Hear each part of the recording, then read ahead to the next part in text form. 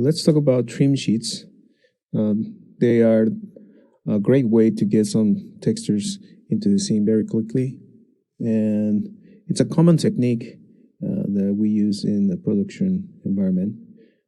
Allows to use one texture and create multiple objects with it, or sometimes even a whole level. This one is gonna just allow me to add more detail to the pieces that I built for my environment. So let's learn how I made this one. Okay, starting with our references, I'm always looking for black and white strips like this.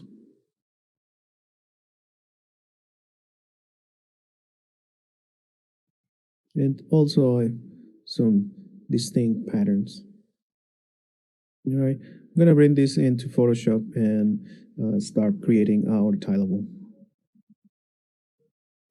So this is the final product, an alpha that I created on a 2048 by 2048 document. And I'm gonna show you how I started. So this was my base, basically a small image that I imported in and just extracted just one single link.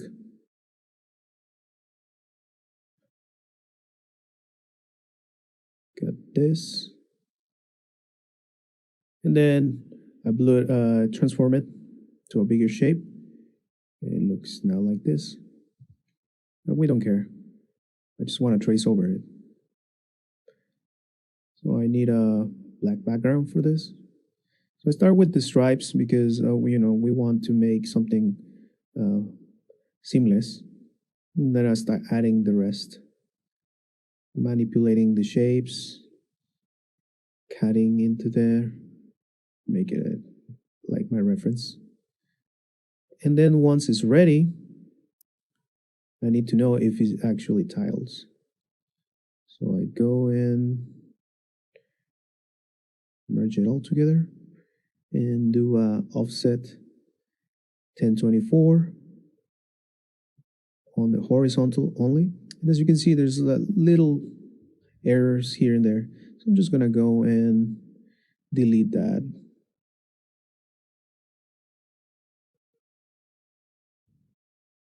Okay, and now go back again, offset it, and now it's tileable. So now this is gonna help us. We're gonna export this alpha. I already have a few others that I've been working on.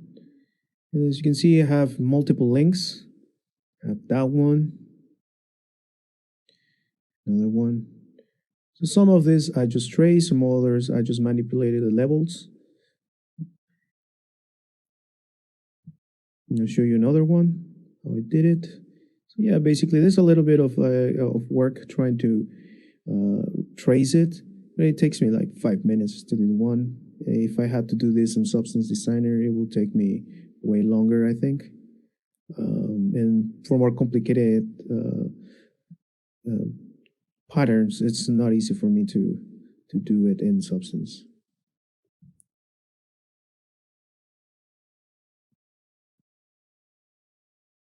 Okay, so talking about Substance, we're going to make our tileable. I know it looks scary, all of these graphs, but once you dissect it, it's not that complicated. Let's start at the beginning of the graph. Okay, so as you can see, I have my 5 links.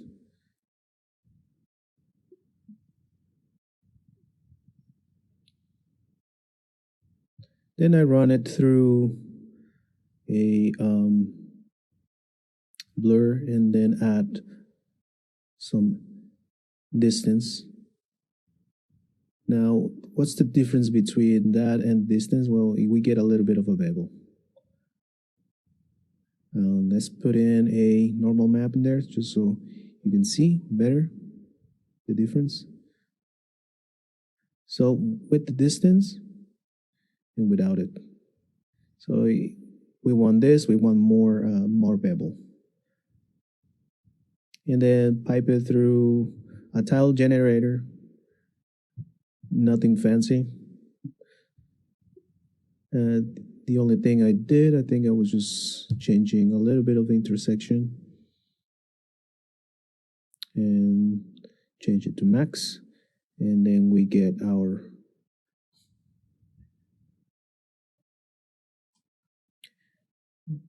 then I run it through a little bit of a warp just so they don't look too straight or similar. They look a little bent. And I do this for pretty much all of them, repeat that same process.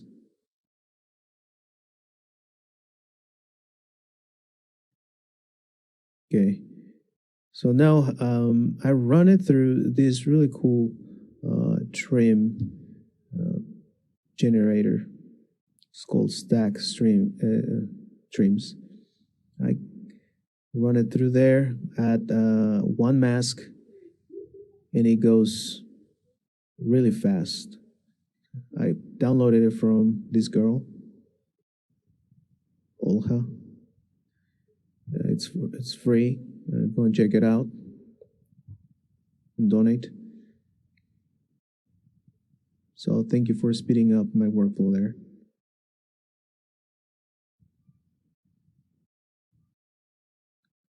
Okay, now we have the trims, and we're gonna keep adding more details so it doesn't look very boring. And I added this other detail. I'm gonna mask it so I only see one. Mask and duplicate it and put it somewhere I want to, which is in between each of those. And the final result, we get a little bit more detail in there. Now the other one that I'm gonna add at the bottom, I could keep adding more trims, but I made this other one, which is made out of a bunch of shapes that I found in the internet or that I made myself by tracing over. And so as you can see, I have one there that I made. Trace another one. Trace over that one. Little guy there. And this one is, I'm just, at this point, I'm just figuring out what works. As you can see, that helped me figure out the shapes that I want to. So in the end, I will export this into Substance and blend both of them together. So I'm gonna blend this with my other one, and I got half of it is trim sheet. The other half is details that I might be able to use. Then I run it through a slope blur. Keeps in a little bit that chunky, broken look.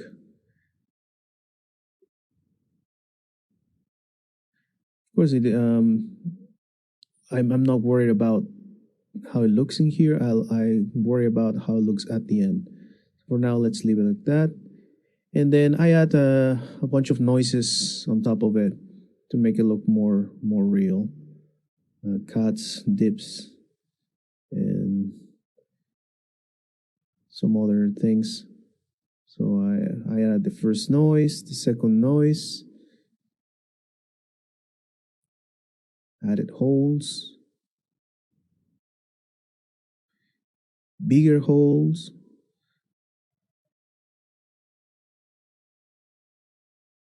and some scratches. I think this is good enough. And now it's starting to look a little bit more like something that I would have sculpted in ZBrush. Right, so after this, it's just a matter of extracting masks. For example, I have the dirt mask, the edge wear, and some of this work. some of them I don't like them, so I ended up going back and making my own through another process. I got flood fill, get some masks, and I can use this to add color details, curvature. Then I can get edge wear too. All right, lastly, we're gonna start looking into our texturing. And I started with the idea of bronze material. So I went to the internet and looked for the RGB values of bronze. I added on that chart right there, the numbers, actually, these are the ones. And then I added some noise, more noise, use my masks to give me certain details that I want. And so it gives a little bit of that edge wear. And then I added dirt on top, or actually it's rust, green rust. I could have made it more difficult, but for now it's good. And then gotta match your roughness and your also your metallic using those masks. Okay, we have our normal and all of our textures. So the question is, what can we do with this? So we're gonna bring this into Maya, create a 4 meter by 4 meter, and start adding divisions where we see these trims. And for these ones over here, I'm pretty much gonna trace over with the cut tool and try to shape it.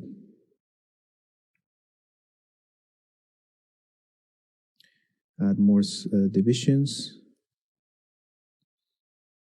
So a little bit tedious, this part.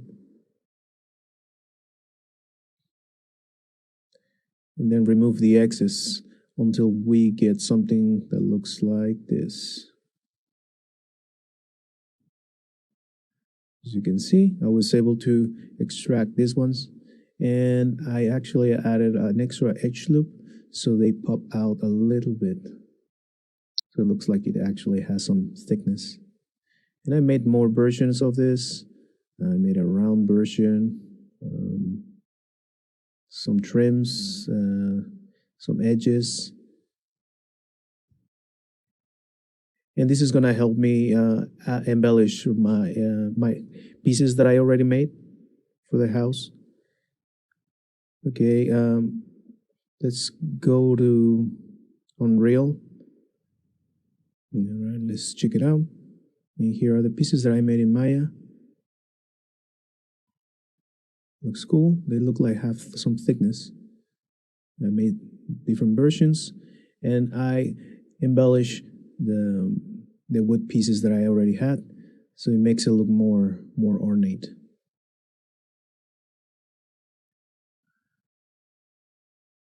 So there you go. With one single mesh texture, I was able to make all of these pieces. If I had done this uniquely, it would have been different. Now, there's another way. I made another version of it, a wood version